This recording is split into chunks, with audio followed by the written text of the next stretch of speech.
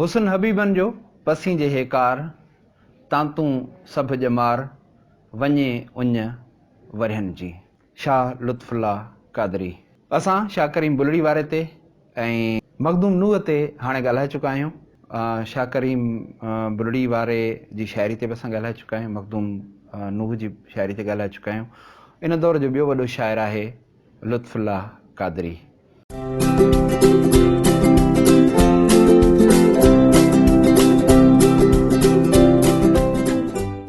तमामु वॾो शाइर, संदसि शाइरी गूनागून मौज़ूअनि सां भरियल ऐं वराण जे शेरी हुनर जो ही बानी मुबानी आहे।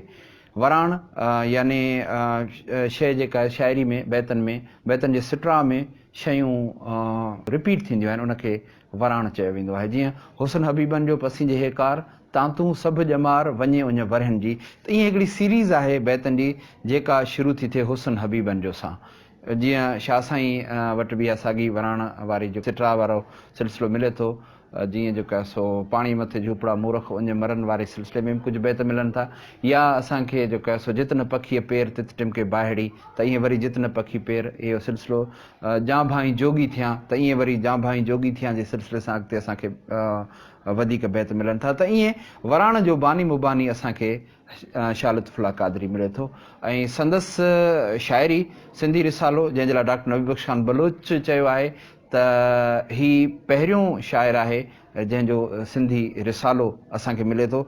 इन खां अलावा हिन जे जेको ॿियनि किताबनि में जेके अहम आहिनि, तोहफ़तुल सालिकीन, मिनहाजुल मार्फत, इहे ॿ जेका सो अहम किताब आहिनि।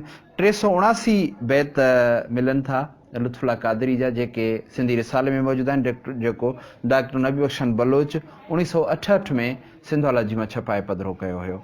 त लुत्फुल्ला कादरी जा शेर, उन जा जेका सो बैत मानवी एतबार खां थोरे फ़नी ऐं फ़िक्री एतबार खां तमामु अहम आहिनि।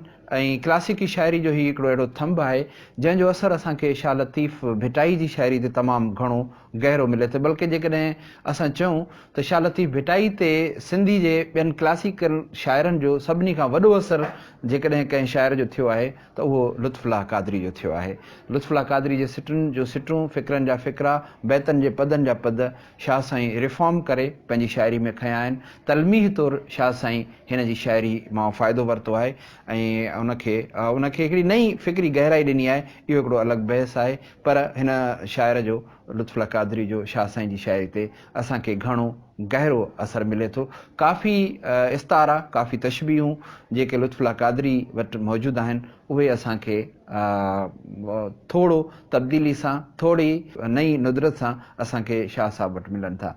लुत्फुल्ला कादरी खां पोइ ॿियो जेको शाइर असांखे हिन दौर जो मिले थो, हिन दौर माना मुग़लनि जो दौरु, त उहो आहे झोक जो धणी चऊंसि, झोक जो वाली वारिस चऊंसि, खेॾे सो खाए जो मौजिद चऊंसि, या इन नारे जो हणंदड़ चऊंसि। इनखे असां मुग़ल दौर में इन जे करे था काउंट कयूं छाकाणि त कल्लोड़ा इन दौर में हिते हुया, पर उन्हनि जे अरबाब अख़्तियार उहे सॼो जेको आहे सो मुग़लनि वटि हुयो। ऐं कल्लोड़नि जेका जंग कई आहे मखदूम साहब सां, उहा समूरी सूफ़ी शाह इनायत सां, त उहा समूरी उनजी NOC जेको आहे सो मुग़लनि ॾिनी आहे।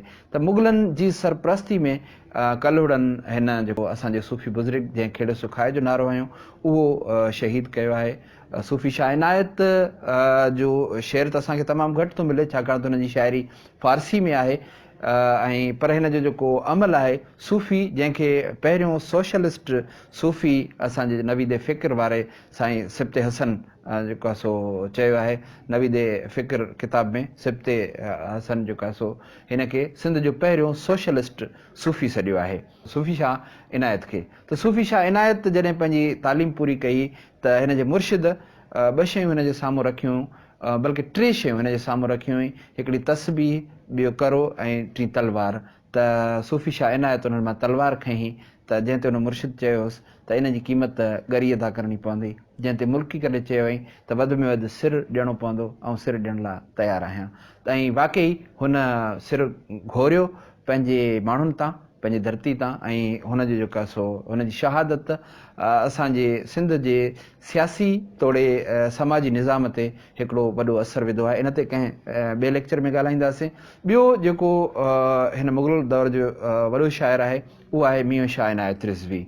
मियां शाह इनायत रिज़वी हुनजे रिसाले में 22 सुर असांखे मिलनि था ऐं ही शाइर पिणु शाह साहब जो वॾो हमअसर आहे ऐं हिन जी शाइरी जो बि असरु असांखे शाह साहब जी शाइरी ते मिले थो ऐं वाई जी सिन्फ़ जो मौजिद सॾियो थो वञे ईजाद कंदड़ असांखे जेका सो जेकॾहिं को शाइर मिले थो क्लासिकल दौर में त उहो मियां शाह इनायत रिज़वी आहे ऐं नसरपुर वारो। ऐं हुनजी शाइरी में मुख़्तलिफ़ सुर आहिनि ऐं बाक़ाइदा हुननि जो जेको आहे हिकिड़ो डिक्शन आहे जेको ॿियनि शाइरनि खां थोरो मुख़्तलिफ़ आहे, छाकाणि त ॿियनि क्लासिकल शाइरनि खां अॻु वारनि क्लासिकल शाइरनि खां जीअं मखदूम नूह आहे या लुत्फ़ुल्लाह क़ादरी आहे या क़ाज़ी क़ादन आहे, इन्हनि खां मुख़्तलिफ़ आहे छाकाणि त हिन पंहिंजी शाइरी में वाई जी सिन्फ़ जो वाधारो कयो आहे ऐं बैत खां पोइ वाई जी जेका शुरूआति आहे उहा असांखे मियां शाह इनायत रिज़वी वटि मिले थी। ऐं मियां शाह इनायत रिज़वी जी शाइरी जा मौज़ू इंसान दोस्ती, तसव्वुफ़, फितरत निगारी, इहे 3 अहम मौज़ू आहिनि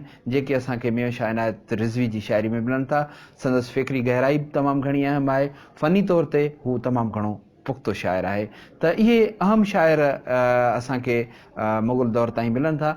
इन खां पोइ असां ईंदासीं कलहुड़नि जे दौर ते। कलहुड़नि जे दौर जो सरताज आहे शाह अब्दुल लतीफ़ भिटाई ऐं शाह अब्दुल लतीफ़ भिटाई जी असां कोशिशि कंदासीं त हर सुर जो थोरो उनजो मुख़्तसिर तारुफ़ ऐं उनजी शाइरी ऐं शाइरी जो मौज़ू ऐं उन सुर जो पस मंज़र असां तव्हांखे ॿुधायूं, उहो असां तव्हांखे ॿुधाईंदासीं। सिंध में कलहुड़नि जो दौरु, उन जो अदबी पस मंज़र, उन में तव्हांखे असां शाह अब्दुल लतीफ़ भिटाई जंहिंजे करे कलहुड़नि जे दौर खे सिंधी अदब जो सोनहरी दौरु चयो वञे थो, उन ते ॻाल्हाईंदासीं ईंदड़ किस्त में।